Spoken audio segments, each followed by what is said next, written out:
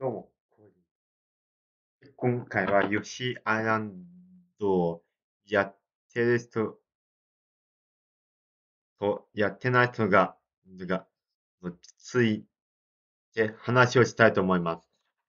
ヨシアイランドをやってる人がいないのはなぜで、あんまりしない人が多いけんかなと思っている人が多いけど、世の方が人気あけんね。